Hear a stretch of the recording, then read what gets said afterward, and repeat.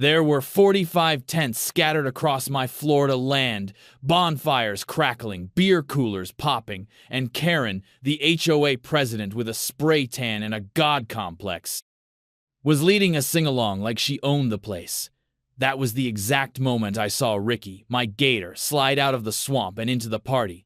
Screams, chaos. Someone dropped a ukulele. Yep, that's me.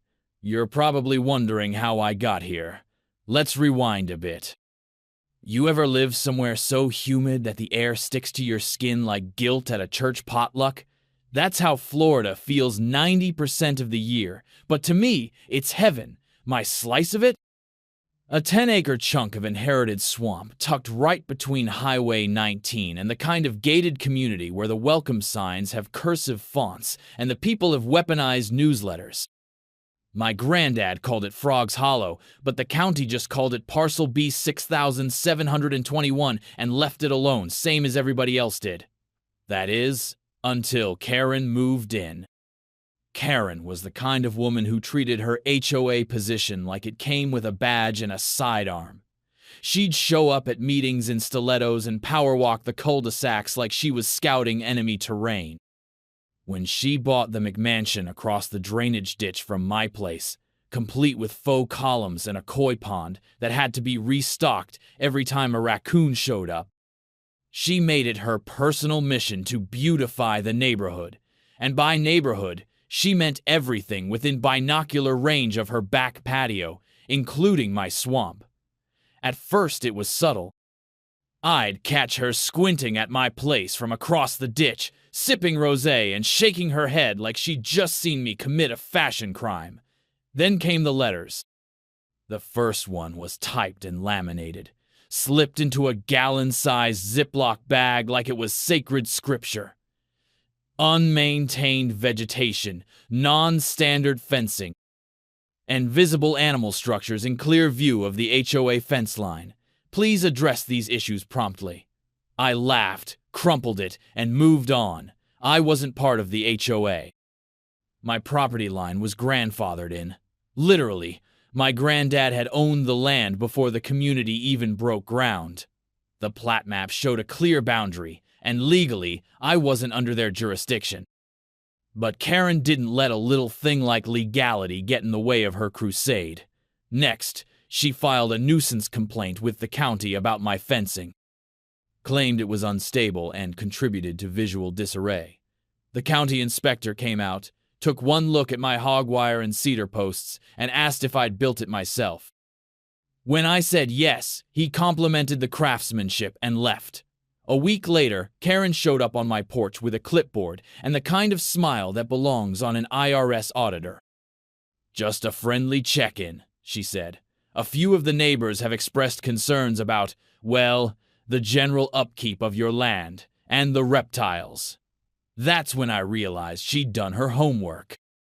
See, I'm not just a swamp squatter with a beard and a disdain for suburbia.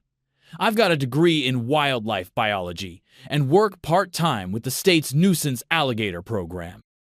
My property's home to 3 American alligators, all tagged and tracked under state permit.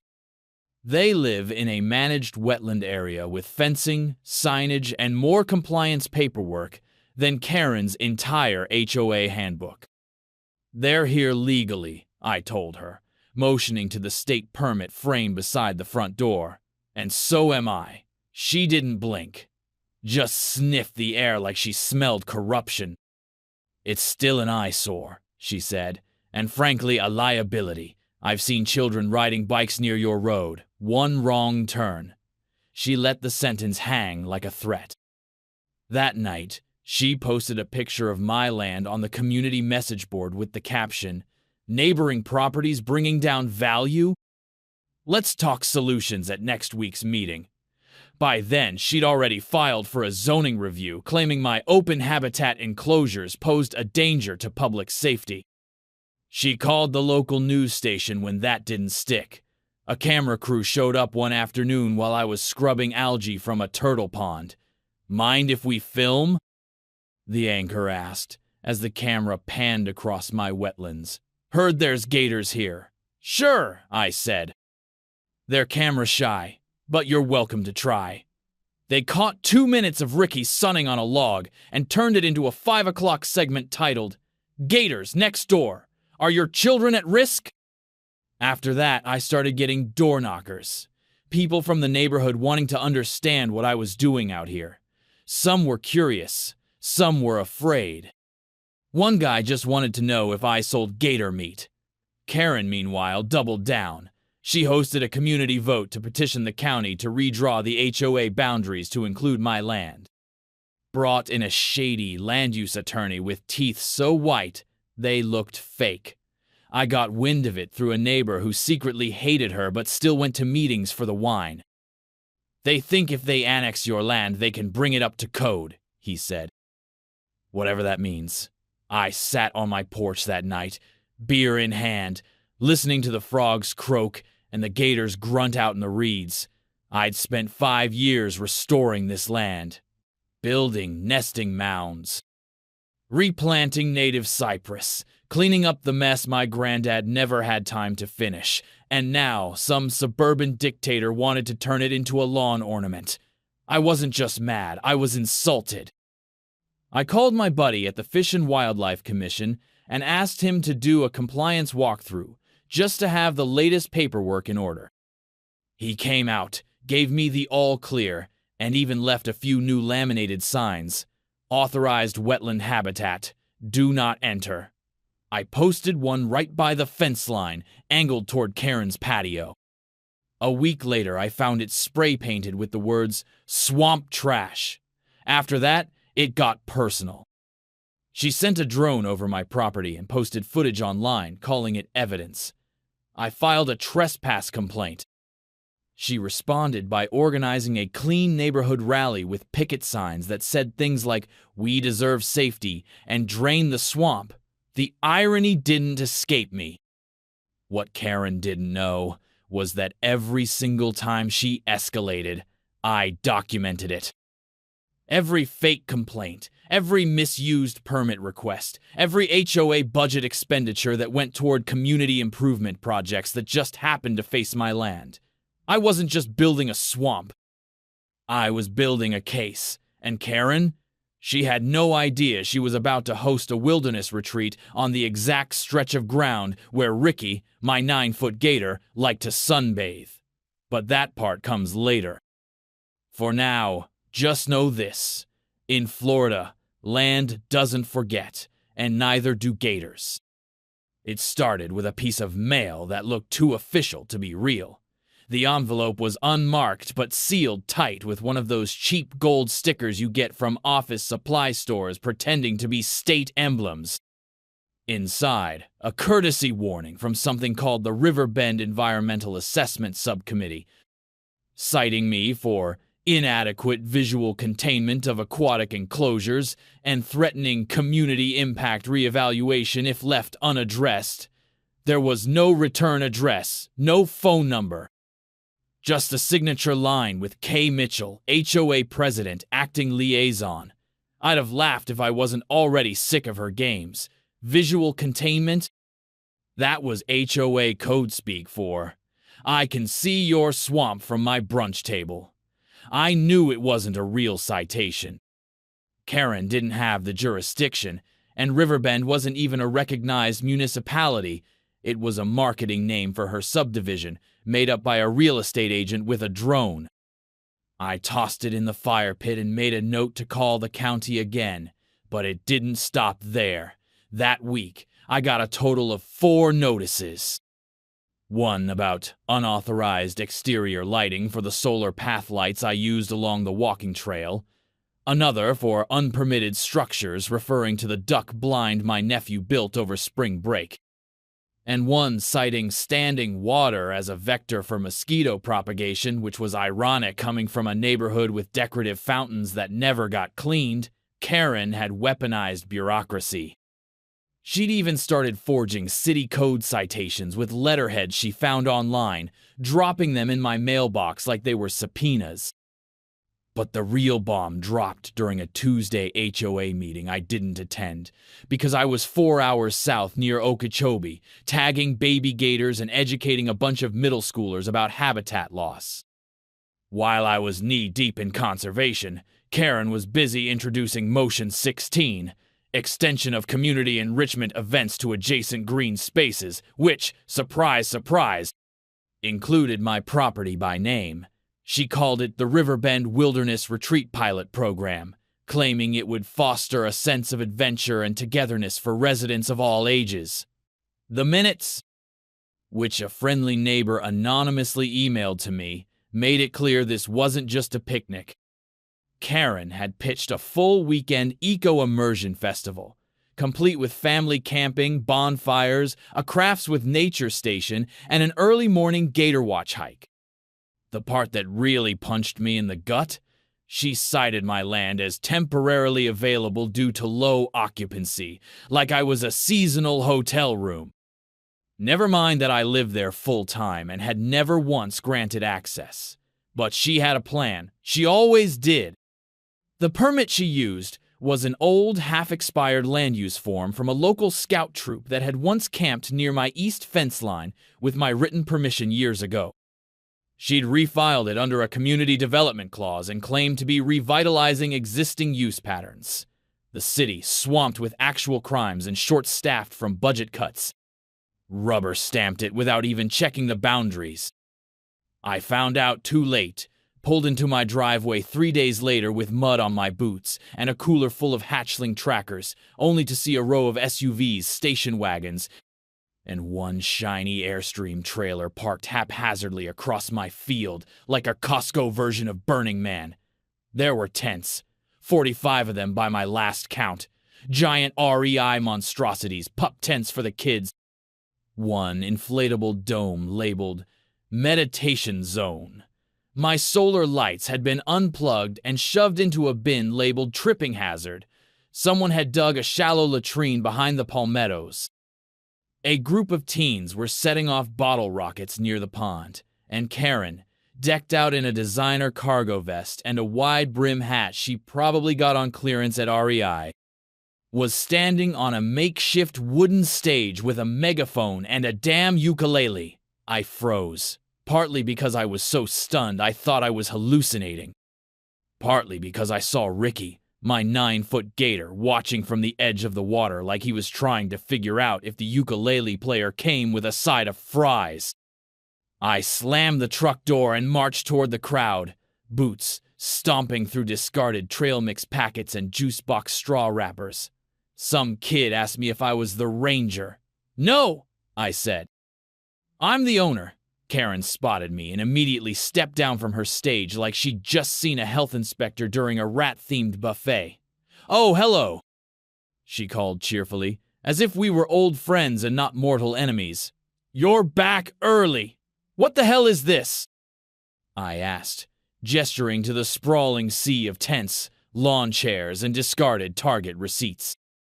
"This," she said with the voice of someone who just got caught hosting a surprise party in your living room, "is community in action. We wanted to reconnect with nature, and your land is just so underutilized." "Underutilized?" I repeated, jaw clenched so tight I thought I might bite through molars. "You're trespassing. All of you." She blinked, feigning innocence. "Oh, come now, don't be dramatic. We have a provisional event permit. It was all approved, and besides, you weren't even here."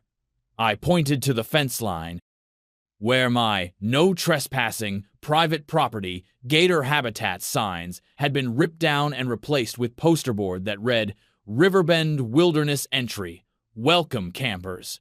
"You cut my fence," I said, my voice low. "You tore down my signs. You cleared a fire pit in a federally protected habitat, and you're telling me this was just a friendly get-together?" Karen sighed like I was being unreasonable. "You're so territorial. This could be such a beautiful partnership if you just loosen up. People are bonding out here. We made trail mix. There was a s'mores workshop. A toddler waddled by in a muddy diaper holding a baby frog in each hand.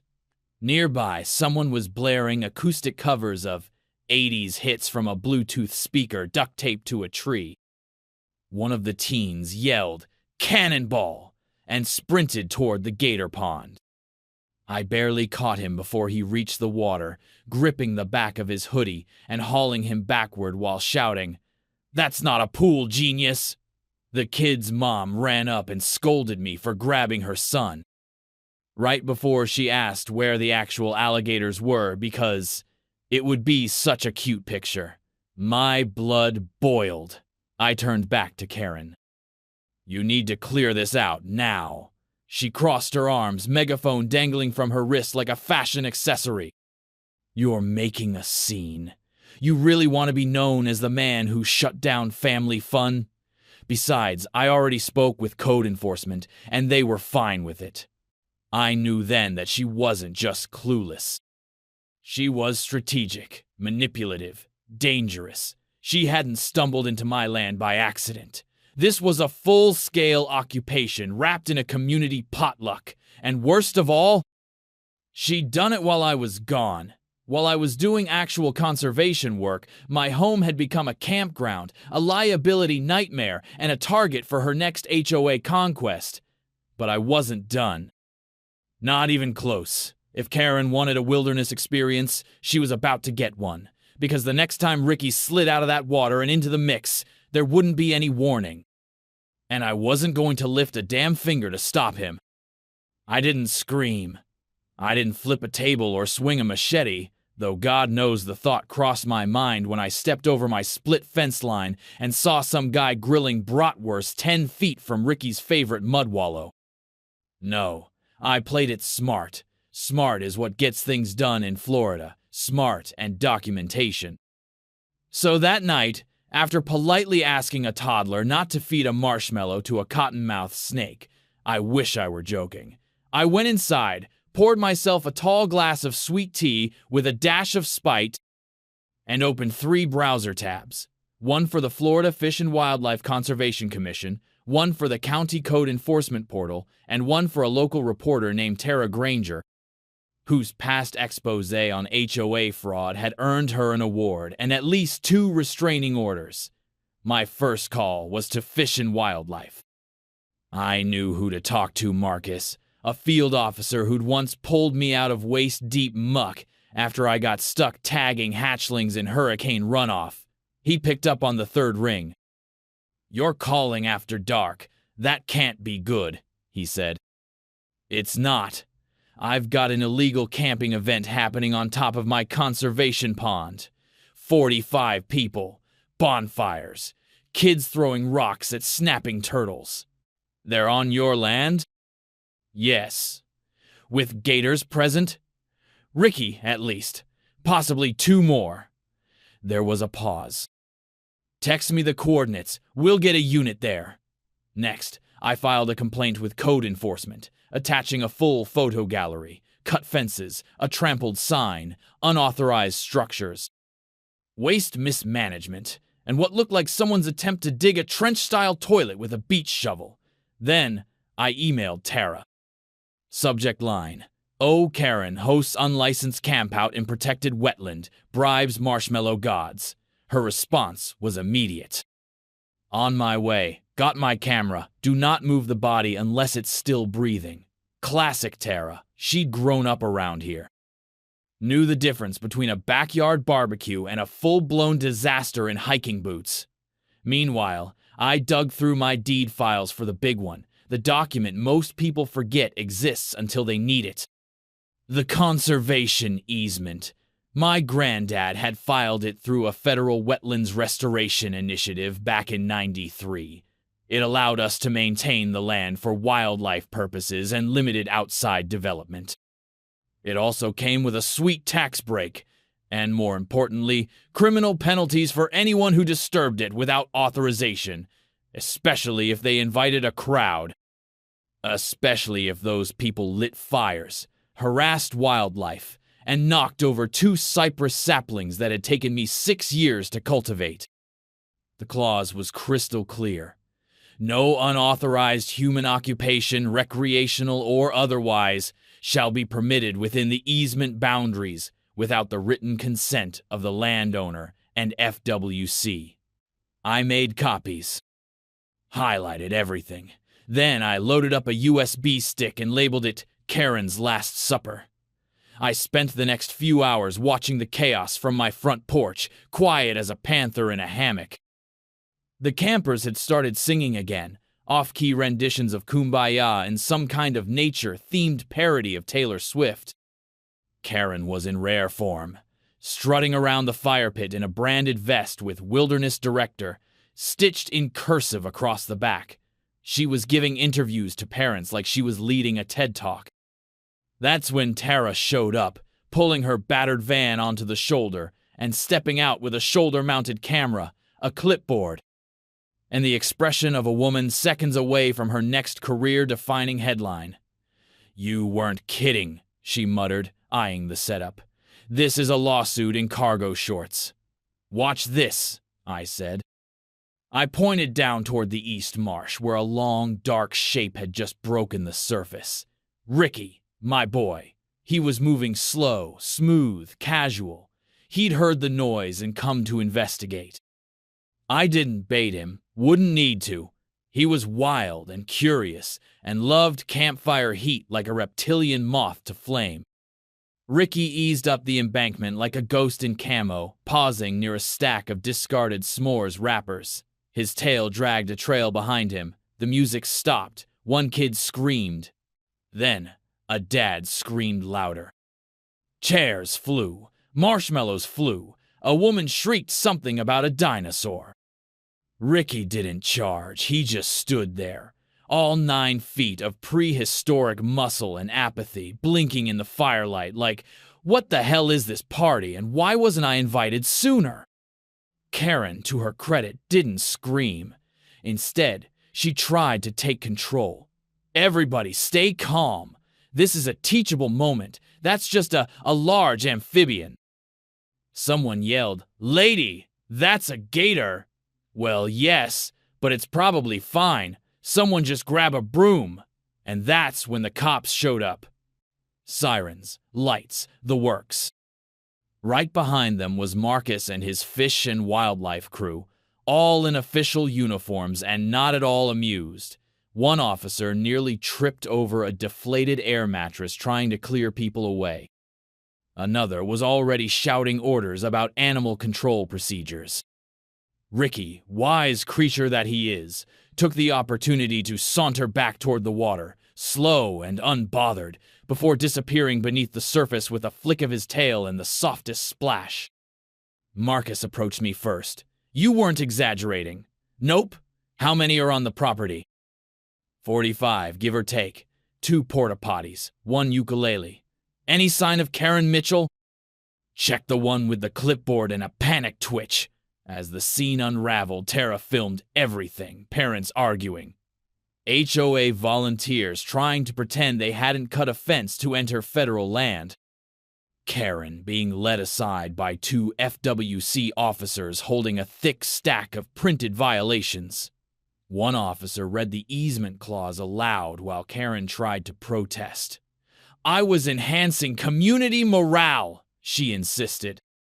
"You trespassed on protected habitat," the officer replied.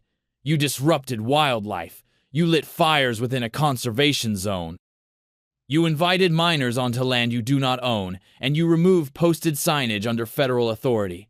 This is not morale. This is a crime." Karen looked like she'd swallowed a frog whole. "But we had a permit." "Signed by who?" "Myself. And HOA board approval." "Karen, that's not how federal land use works." I watched it all from the side, arms crossed, trying very hard not to smile. That's when a second officer approached me, clipboard in hand. "Mr. Lambert?" "That's me. We've got everything we need from you. Your documentation lines up. You'll want to keep a copy of this report for your records. It'll be forwarded to the county and the EPA." "EPA?" I asked. "Wetlands clause. You're in the buffer zone for the regional aquifer system. If they'd lit one more fire pit, it would have triggered a groundwater contamination review. Karen overheard that and nearly fainted. They let her off the property while Tara zoomed in on her face like it was Oscar season. By midnight, the tents were down, the coolers were packed, and the bonfire was a smoldering pile of marshmallow char and broken suburban dreams. The police issued citations. Fish and Wildlife filed formal charges, and by sunrise, Karen's name was on every HOA Facebook group from Tampa to Tallahassee. The headline on Tara's piece ran the next day: Gator Preserve invaded by HOA wilderness experience, chaos, arrests, and a surprise reptile cameo.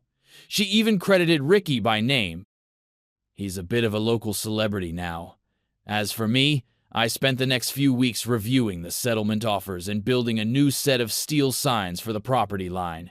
They read, "No trespassing," "No camping," "No careening," underneath in smaller font. "This is a federally protected alligator habitat. Violators may be filmed and fed to local media." The land was quiet again. Ricky was happy. I was sipping tea on the porch when a realtor's car pulled up to Karen's house with a "For Sale" sign already strapped to the roof rack. Poetic, I thought.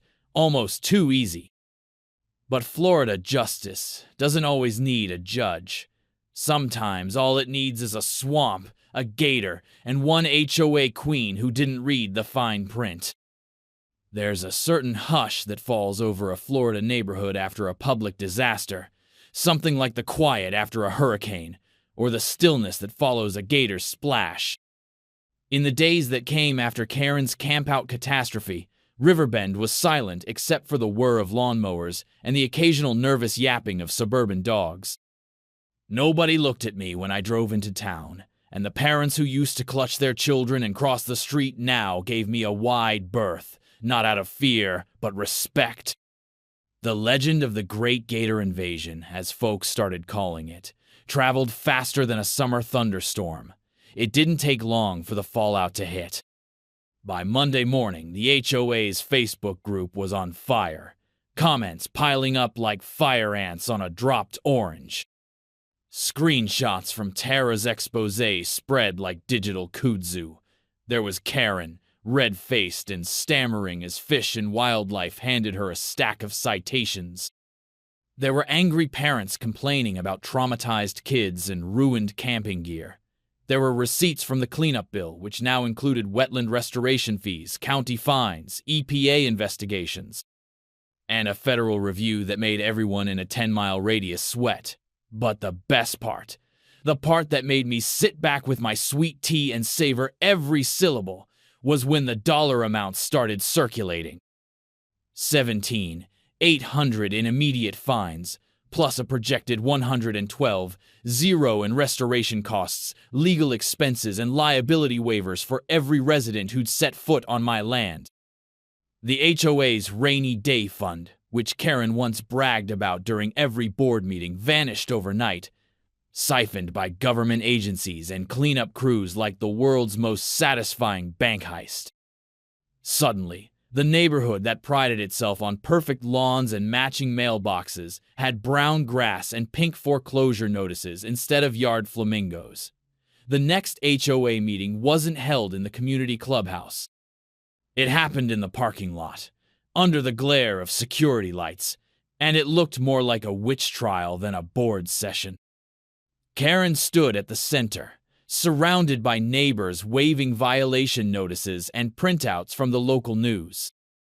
A shaky-voiced treasurer read out the numbers, and someone's grandma, who'd never spoken at a meeting before, stood up and asked the question that finished Karen for good. "Why should we pay for your mistakes?" She didn't have an answer. The board dissolved that night. The secretary quit on the spot, sobbing about lost weekends and the price of HOA insurance. The treasurer started selling Mary Kay full-time. Even Karen's best friend, Barbara, with the dachshund, voted against her, citing irreparable trust issues and the emotional trauma of losing my favorite hiking socks in the marsh.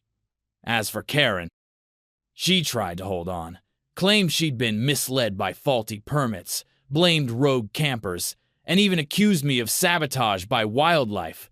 But the damage was done. The county issued a formal order stripping the HOA of its authority until a full audit could be completed. The board's only remaining power was to set the date for its own final meeting. No one attended. The expose hit the evening news, Tara Granger's face beaming as she outlined the lessons of responsible land stewardship, the dangers of overzealous neighborhood governance, and, for good measure, included a slow-motion replay of Ricky emerging from the swamp with a s'more stuck to his snout. Suddenly, Riverbend wasn't famous for its gated community or its manicured lawns. It was famous for being the first HOA in county history to go bankrupt from violating a gator habitat. I watched it all unfold from my porch, sometimes with a glass of bourbon, sometimes with nothing but the company of bullfrogs and the steady rumble of summer storms. I spent a few days collecting the remains of the wilderness retreat, bags of trash, abandoned tents, and one sad, waterlogged ukulele that I hung as a trophy from the live oak by my drive. But I didn't just rebuild the fence, I fortified it. With the settlement money from the HOA's insurance, and a generous state wetlands restoration grant, thank you, federal paperwork, I erected a line of steel-posted, camera-monitored boundary markers. Each one had a big, bold sign. Wildlife surveillance, federal habitat, trespassers may be educated or eaten. I got creative. Along the southern path, I installed a small solar-powered kiosk with a touchscreen, explaining the conservation project, the history of the land, and, my favorite part, a rotating slideshow of Ricky in all his prehistoric glory, sunbathing or grinning for the camera. Local schools started booking tours. The county wildlife office helped me design a field trip program. Grandparents brought their grandkids and asked if Ricky was the famous gator from TV. Even the mayor's office sent a congratulatory letter, congratulating me on turning a conflict into a community asset. The neighborhood, for its part, changed. The for sale signs multiplied faster than palmetto bugs in August. The house at the end of the cul-de-sac, once Karen's pride and joy, sat empty for months, price dropping every time a Google search brought up HOA alligator fiasco. Eventually, a nice couple from up north bought it for half its original value. When I saw Karen one last time, she was loading the last of her monogrammed luggage into the trunk of a dusty Lexus, face drawn and shoulders hunched like she'd aged a decade in a week. She didn't look at me, didn't wave, just sped off toward the interstate, one more HOA refugee fleeing the Sunshine State with her dreams packed beside her ruined reputation. Word is she's now running an Airbnb consulting business in Ohio. Some people never learn. The final tally? The HOA was dissolved, the board scattered, and Riverbend returned to what it should have been, a patchwork of families, retirees, and wild spaces, stitched together by a respect for the swamp and the things that live there. Ricky, for his part, seemed to enjoy the extra attention, basking on his favorite log while school kids pointed and giggled. And local news crews rolled tape for every new season of Florida's wildest homeowners. Some evenings, as the sun dropped behind the cypress trees and the frogs kicked up their nightly chorus, I'd catch my reflection in the window, grinning, peaceful, and just a little bit smug. I'd made my stand, protected my land, and brought down the HOA that thought it could conquer the swamp. The air was thick, but so was the satisfaction. I sipped my tea, watched the lightning bugs flicker over the reeds, and listened to Ricky grunt his approval from the water's edge. And on the fence, gleaming in the moonlight, hung the new sign that said it all. Private property. Trespassers may be educated or eaten. Some lessons you only learn the hard way. Others you only need to learn once. In Florida, we like to make sure the message sticks.